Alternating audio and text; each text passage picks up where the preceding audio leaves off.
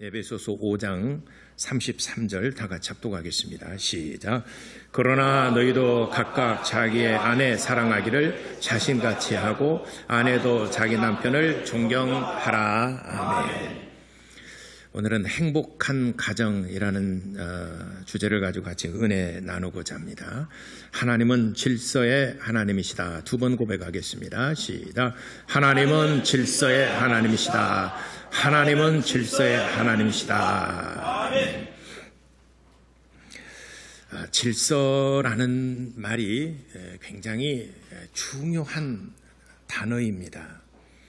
질서가 무너지게 되면은 파괴가 되고 존재할 수가 없습니다.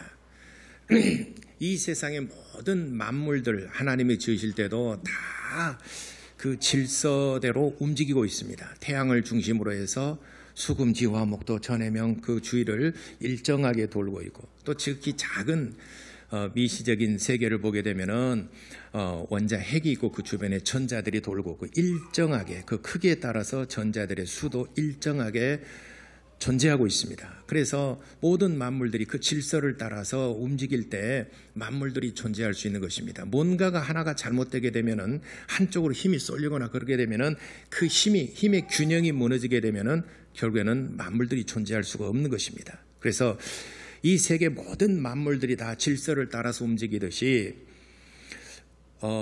우리가 이 사회나 교회나 가정이나 질서가 굉장히 중요합니다.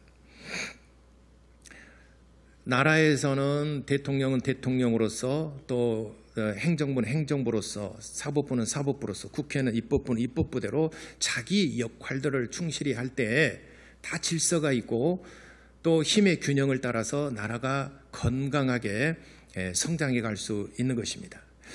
우리가 잘 알지만은 로마 폭군 하게 되면 네로 황제를 얼른 떠올리게 됩니다. 네로 황제는 나라를 잘 다스려야 됩니다. 백성들이 편안하고 또 외부의 침입을 막고 또 경제적으로 또 정치적으로 사회적으로 안정되고 또 행복하게 만드는 것이 왕의 역할입니다. 근데 이 네로 황제는 자기가 그 가수가 되는 게 꿈이었어요. 그래서 가수가 되는 게 꿈이어서 자기는 노래 부르는 거 또 우리 공연을 하고 하는 것을 굉장히 좋아했습니다. 그래서 자기가 이제 노래 연습하고 노래를 하는데 그 노래를 하고 앞에서 무대에 서게 되면은 막 박수를 쳐주고 가지고 그래야 막 힘이 나잖아요. 우리 성가대가 찬양을 할 때 여러분들은 그 준비된 박수가 아니라 여러분 진짜 잘하니까 마음에서 우러나서 막 박수가 저절로 막 나오잖아요. 그죠? 제가 볼 때 항상 그런 것 같아요. 근데 설교 끝나면 왜 그리 사람들이 그냥 그런지 모르겠습니다. 막 박수치고 환호하고 잘했다라고 해주게 되면은 힘이 나죠.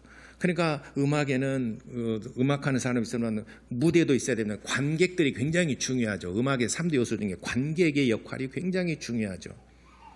그러니까 앞에서 찬양 인도할 때도 여러분들이 막 호응해주고 열심히 가게 되면 찬양할 때 굉장히 힘이 납니다. 앞에서 인도할 때.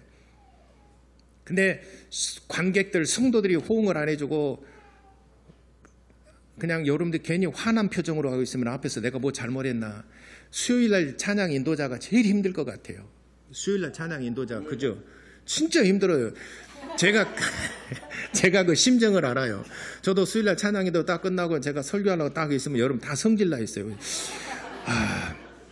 찬양 인도를 잘못했나, 우리 박 집사님한테 불만이 나, 아니면 내가 뭘 한 주간 잘못했나 고민이 되기도 하고 그럽니다. 제가 여러분 설교할 때도 여러분 나를 보고 괜히 신경 쓰고 또 좀 웃을 때는 같이 웃어주고 해야 되는데 웃을 때도 이렇게 하게 되면 내가 괜히 또 이 말 했나? 굉장히 다시 한번 생각하게 되고, 막 그래요.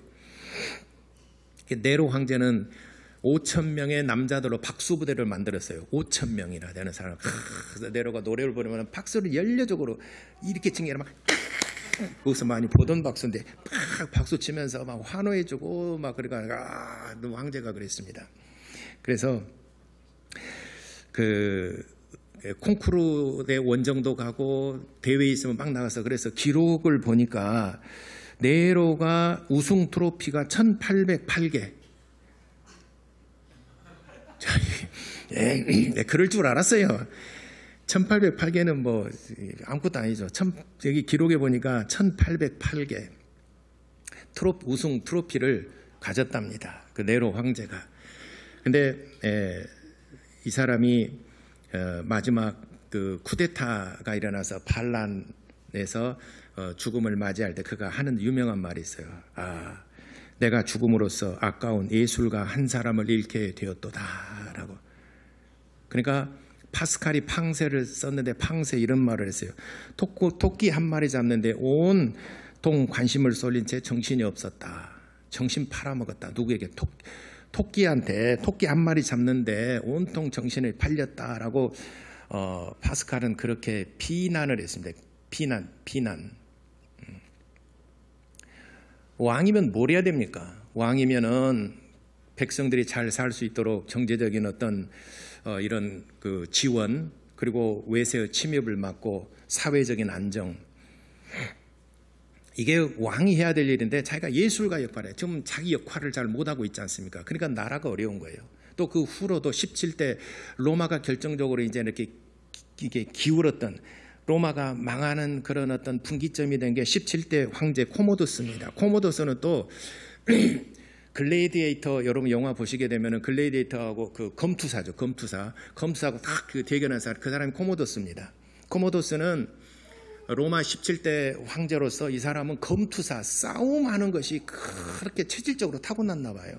그래서 이 사람은 허영심은 잘생겼대요.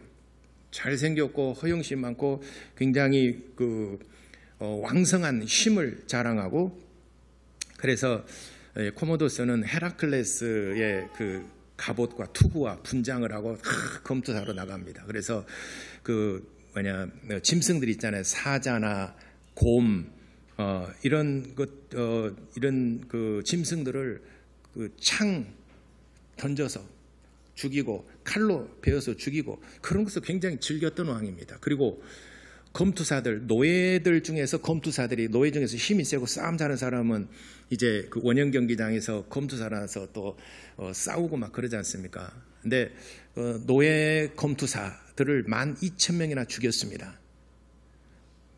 왕이 할 일입니까? 왕의 역할이 뭡니까?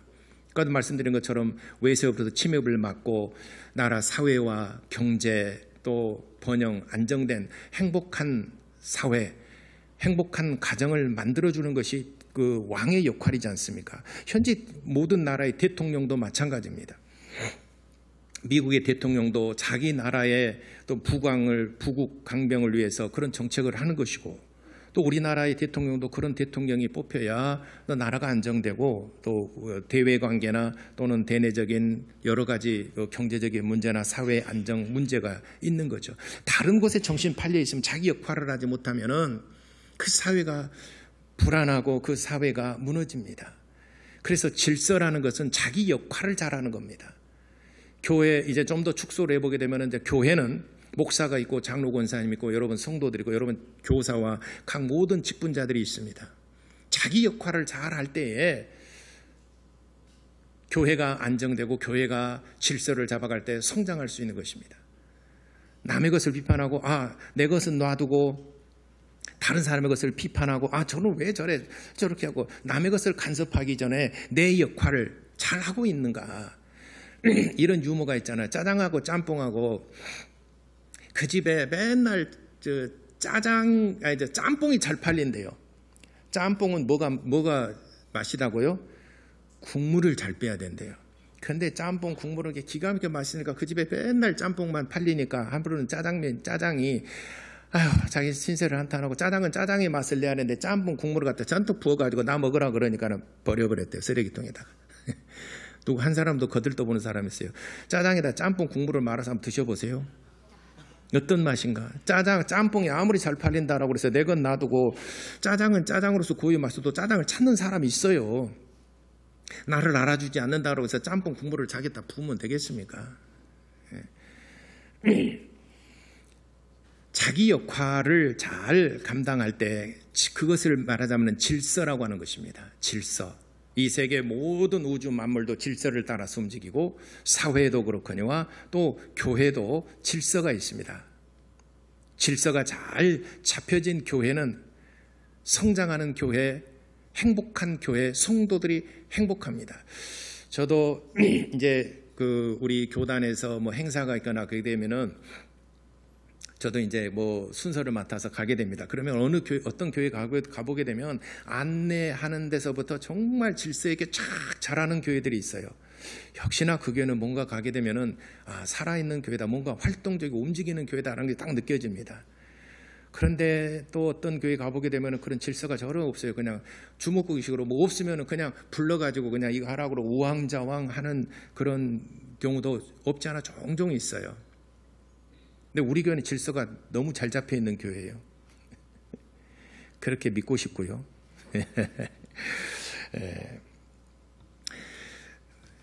그래서 교회에서도 질서가 잘 잡히고, 질서가 잘 잡혔다는 것은 목사는 목사의 역할로서, 또 장로 권사님들은 장로 권사님, 안수 집사님, 또 교사, 교구장, 셀리더 각각 자기 역할들을 잘 감당을 할 때에 교회가 행복하고 성장하는 교회입니다.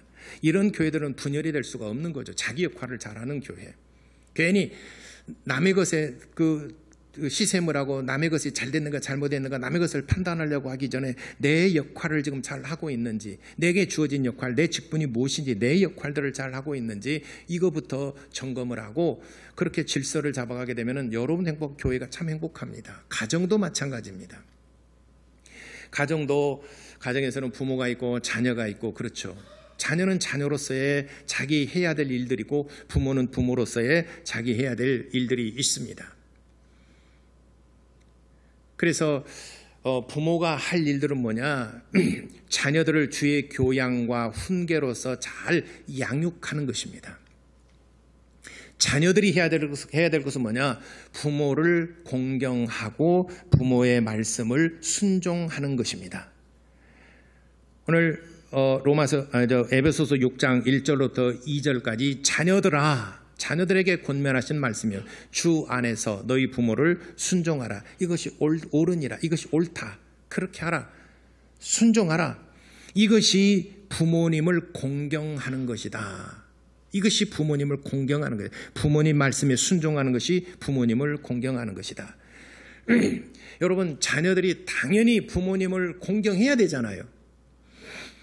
제가 우리 중고등부 예배 때 이 얘기를 했어요. 그러니까 학생들한테 물어봤어요. 너희들은 지금 부모님 말씀, 어머니 아버지의 말씀을 잘 순종하고 공경하는 편이냐, 아니면 두 번째 부모님을 공격하는 편이냐? 내가 물어봤어요. 그랬더니 1번이 공경하는 편이다. 1번 들어봐라. 부모님을 공격하는 편이다. 2번 들어봐라. 전부 다 1번 손 들어요. 우리 그 교회 중고등학생들은 진짜 정말 훌륭하구나. 왜냐하면 부모님을 공경하고 순종하는 편이다라고 그랬으니까. 우리 자녀들 중고등 없죠? 자, 여러분 자녀들이 모르죠. 자녀들은 여러분 부모님의 말을 잘 듣고 순종하고 공경하는 편입니까? 아니면 여러분들이 봐도 우리 자녀들은 나를 공격하는 편입니까? 자, 1번, 2번. 자, 우리끼리 얘기니까 또 중고등 없죠? 네. 자녀들의 역할이 있어요. 그러면은 자녀들이 부모님을 당연히 공경해야 되잖아요. 근데 왜 이 중고등학생들이 부모님을 공격하고 그래도 뭐 티격태격하고 부모님한테 뭐 거부할 수도 있고, 사춘기니까 그럴 수도 있죠. 그러나 보편적으로 부모님을 공경하고 부모를 잘 섬기는 편이죠. 순종하는 편이죠. 그래서 우리 학생들을 가만히 내가 눈빛을 보니까 아직은 경제적으로 좀 부모님이 필요해요. 아직은 경제적으로. 아직은 부모님들의 좀 도움이 필요하고 부모님을 의지해야 됩니다. 그리고 정신적으로나 아직은 모든 환경, 학생이 신분이기 때문에 모든 것에 아직은 부모님을 곁을 떠나게 되면은 집 나가면은 개고생이라 할 것 같아요. 그러니까 아직은 정신적으로나 이런 면에서 아직 떠날 준비가 안 돼 있기 때문에 아직 떠나지 못하고 있는 거예요. 근데 경제적으로 독립이 되고 정신적으로 독립이 되고 또 사회 주변의 모든 여건적으로 독립을 할 정도 되면 여러분 부모를 곁을 딱 얘들은 떠납니다. 부모는 떠납니다. 또 그때쯤 되게 되면 그래야 되고, 그러니까 아직은 중고등학생들은 부모를 떠나게 되면 안 될 것 같은 계산이 서니까 1번이라고 대답한 거예요. 중고등학생들이 이제 한 50년이 지났어요. 50년이 지난 후에 그러면 한 60, 70, 60대, 한 70대 이렇게 되겠죠. 그때도 변함없이 부모님을 공경하겠는가? 이제 자기는 이제 막 독립된 정체고 부모님은 이제 나이가 들었잖아요. 부모님은 그때쯤 되게 되면 이제 80에서 90 정도 되겠잖아요. 90 정도 돼. 그때도 부모님을 공경할 수 있겠느냐? 아니면 그때는 부모를 공격하겠느냐? 어떻겠느냐? 그래서 저도 청년 때는 이 말씀 읽으면서 당연하지, 부모님을 공경하고 부모님을 순종하는 것이 당연하지. 근데 나이가 들어서 우리 부모, 이제 우리 어머니가 나이가 90이 넘어가고 보니까는 야, 그게 쉽지 않은 일이구나. 더군다나 부모님들이 이제 나이가 들어서 이제는 병치레가 잦고 이제는 자녀들이 케어하지 아니하면은 정말 행동이 정말 하기가 어려운 상황까지 가게 되면은 그때도 효부가 있겠는가? 라고 하는 생각을 해보게 됩니다. 그래서 하나님께서 조건을 걸었어요. 그 약속이 뭐냐? 네가 부모님을 처음부터 그 청소년 어렸을 때부터 청소년 쭉 자라면서부터 네가 나이가 들어서 내 부모가 늙어서 냄새나고 이제는 병치레하고 이제 어찌 보면 좀 귀찮은 존재가 됐을지라도 그때까지 한결같이 변함없이 너희 부모님을 공경하고 부모님의 말씀을 순종하고 부모님을 섬기겠느냐? 그렇다면 네가 그렇게 끝까지 변함없이 할 수 있다면 내가 두 가지 약속을 하겠다. 첫 번째, 내가 이 땅에서 잘되게 하리라. 모든 일에 형통하게 하리라. 잘되게 하리라. 그리고 두 번째, 장수하는 복을 주리라 약속하셨습니다. 우리가 행복의 조건이 뭡니까? 이 땅에서 잘되고 장수하는 것입니다. 두 가지가 딱 조건이 맞아야 됩니다. 둘 중에 하나만 무너져도 우리는 행복하지 않습니다. 세상에서 잘 됐어요. 남부럽지 않게 살았어요. 그런데 건강이 무너졌어요. 장수하지 못했어요. 모든 것이 이제는 다 이제 갖추어졌는데 단명했어요. 코모도스 17대 로마의 황제 17대 황제 코모도스가 31살 때 죽었어요.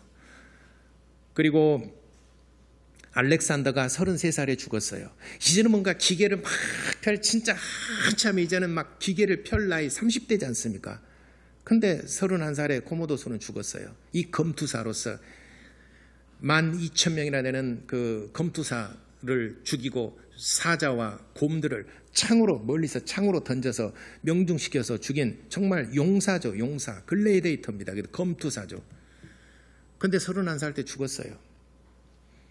알렉산더는 제가 볼 때 모든 제국의 제후들 가운데, 물론 로마도 있었고 스페인도 한때는 제국이었었고 또 포르투갈도 네덜란드도 한때는 영국도 한때는 제국이었었죠. 또 그 전에 앞서서는 애굽도 이집트도 그랬었고, 그리고 아수르도 그랬었고, 바벨론도 그랬고, 페르시아도 그랬고, 다 하여튼 제후들이 있었죠.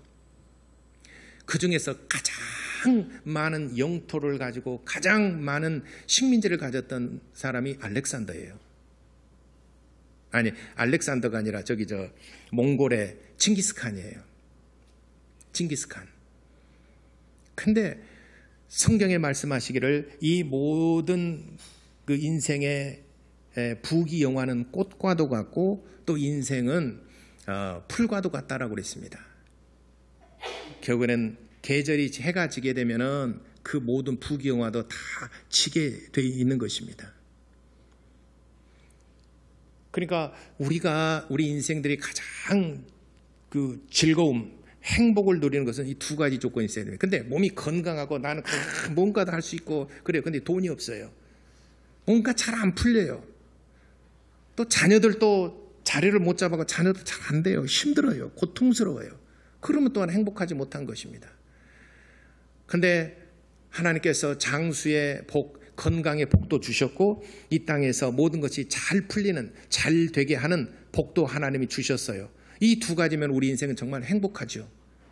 하나님께서 우리 인생의 가장 중요한 이 두 가지 복을 약속으로 걸었어요. 그게 뭡니까? 내 부모를 공경하라. 내 부모를 공경하고 네 부모를 잘 섬겨라.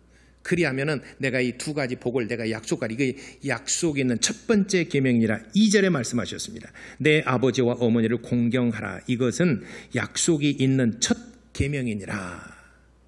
첫 계명이라. 그러면 이로써 네가 잘되고 땅에서는 장수하리라.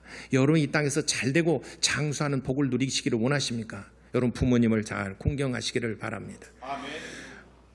그리고 또 아비들아, 이제 부모에게 말합니다. 너희 자녀들을 노엽게 말고 주의 교훈과 훈계로 양육하라. 이렇게 말씀하셨습니다. 우리가 유대인 교육법이라는 것이 지금도 전 세계적으로 유명하지만은 우리나라 때 한때는 선풍적인 인기를 끌었습니다. 유대인 교육법. 그래서 유대인 교육법이 뭐냐? 뭐 여러 가지가 있겠지만은 성경에 말하자면은 성경 말씀을 어렸을 때부터 잘 가르치고 아이들은 그 말씀을 어렸을 때부터 잘 가르침을 받아 배웠다는 것입니다. 어렸을 때부터. 그래서 남자 아이들은 태어난 지 8일 만에 할례를 행합니다. 할례를 행하는 것은 뭐냐면은 이 아이를 하나님의 말씀과 교양과 훈련을 통해서 하나님의 사람으로 잘 양육하겠습니다 라고 하는 서약이에요. 하나님과 약속하는 거예요. 그래서 할례를 행합니다. 그래서 이 아이를 하나님의 말씀으로 잘 양육하겠습니다. 그래서 실질적으로 유대인들은 어렸을 때부터 이 아이를 하나님 말씀으로 잘 양육하는데 누가 양육하느냐? 엄마가 양육합니다.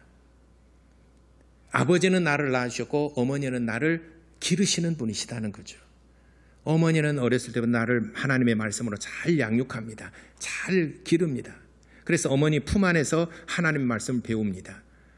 이를 몽학선생이라 이렇게 말합니다. 실제로 몽학선생이라는 것은 이 아이가 성년이 지나고 나면은 이제는 이 아이를 율법 학교에를 보냅니다. 지금 우리 말하자면 이제 학교를 보낸단 말이죠. 학교를 보내는데 이 학교를 이제 보내서 이제 선생이 정해 주잖아요. 그럼 이 선생님은 하나님의 말씀으로 교양하고 훈계하고 잘 양육하는 그 역할을 합니다. 이 사람을 몽학선생이라고 그래요. 그러니까 몽학선생이라는 그 단어의 그 뜻은 아이를 돌보는 자라고 하는 말이에요. 그냥 그 사전적인 의미로서는 몽학선생이란 말은 아이를 돌보는 자 또는 어린 아이에게 시중 드는 종이라는 의미예요. 사전적인 의미로 몽학선생이라 말은 어린 아이에게 시중 드는 종 또는 아이를 돌보는 자라고 하는 말이에요. 그래서 몽학선생이라는 사전적인 의미로는 그런 의미인데 유대인들은 어렸을 때부터 엄마가 이 아이를 하나님의 말씀으로 잘 양육합니다. 성경의 예를 들어보게 되면 에서와 야곱이 있습니다.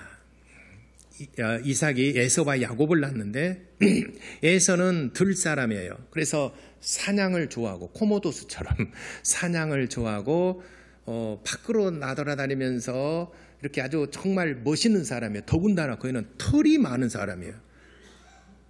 요즘은 털이 많은 사람 별로 인기가 없는데 당시에는 털이 많은 사람이에요. 그리고 야성미가 넘치는 사람이에요. 그래서 밖에 나가서 들에 가서 사냥을 하고 해서 맛있는 그 요리를 해서 부모님에게 섬겼던 부모님을 공경했던 사람이 에서입니다.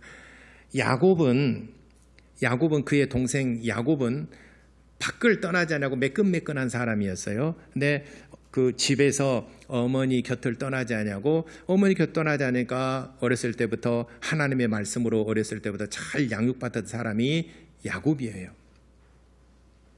그러니까 한 뱃속에서 태어난 형과 동생이지만 형은 들 사람이고 동생인 야곱은 집에서 엄마를 통해서 하나님의 말씀을 잘 양육받았던 사람이에요. 그래서 하나님의 말씀의 중요성을 잘 아는 사람입니다. 그래서 하나님께서는 이 두 사람이 누구를 택하셨느냐? 들사람인 세상으로 말하자면 멋있는 사람인 들사람 에서가 아니라 야곱을 하나님께서 택하시고 이에게 하나님이 복을 주셨어요. 세상적으로 보게 되면 에서가 멋있는 사람이에요.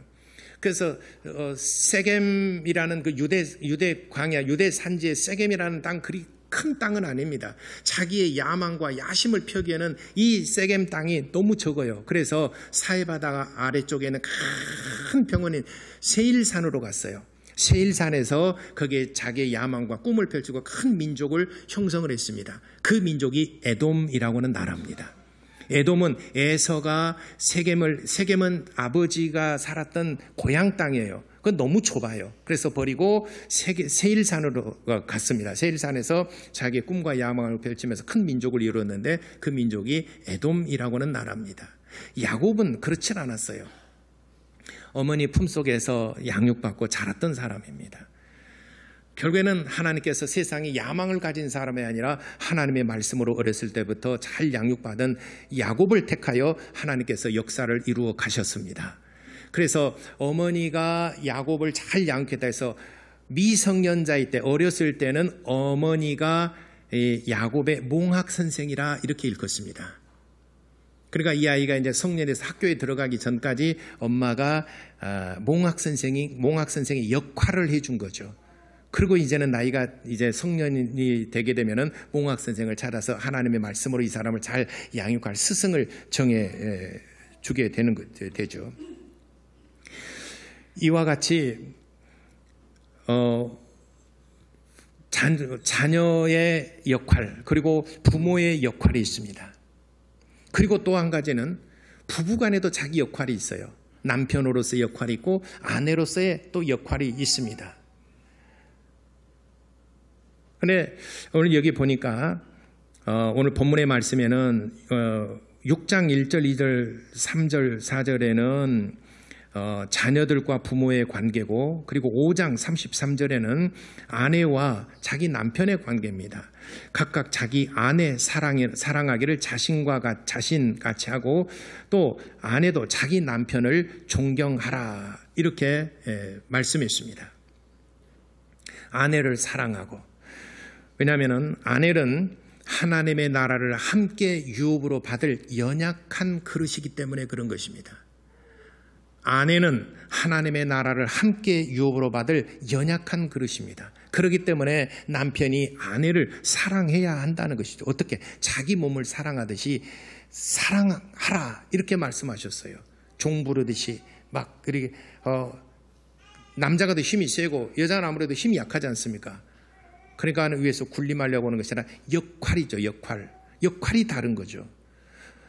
토끼와 거북이에서도 토끼가 거북이가 느리다로서 비판하지 말고, 또 토끼가 빠르다로서 부러워하지 말고, 토끼는 토끼의 역할을 하고 거북이는 거북이 역할을 하는 것입니다. 다른 거예요. 또 여건이 달라지게 되면 거북이가 훨씬 빠를 수 있어요. W 이론을 만들자는 이면우 교수가 쓴 그 책에 보게 되면은 토끼와 거북이가 산에서 이게 경주를 할 때는 반드시 토끼가 이길 수밖에 없어요. 근데 내려올 때는 상황이 달라질 수도 있다는 거죠. 왜냐하면 토끼는 또 왔던 길을 내려오는데 거북이는 손 넣고 대가리 머리 집어넣고 위에서 뛰어내려요. 위에서 뛰어내리고 또또또 굴르다 보고 뭐 고개 쭉 펴고 그러면 더 빠를 수 있다는 거죠. 위에서 뛰어내리면은. 그러니까 상황과 환경에 따라서 거북이가 이길 수도 있다는 거죠. 이게 W 이론이에요.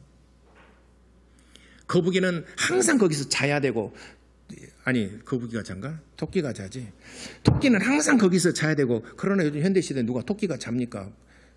잠 안 오는 약을 먹고 그래서 토끼가 눈이 빨개잖아요. 그러는 세상인데.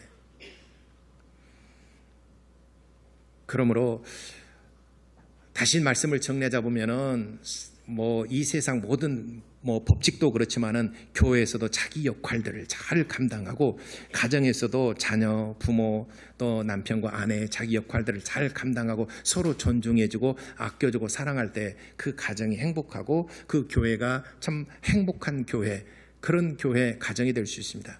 하나님의 축복의 통로가 교회와 가정이에요.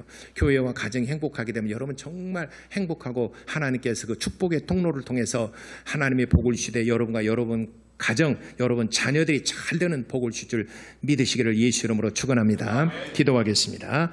하나님, 나와 내 가정이 정말 주 안에서 행복한 가정이 될 수 있도록 축복해 달라고 우리 다 같이 기도하시겠습니다.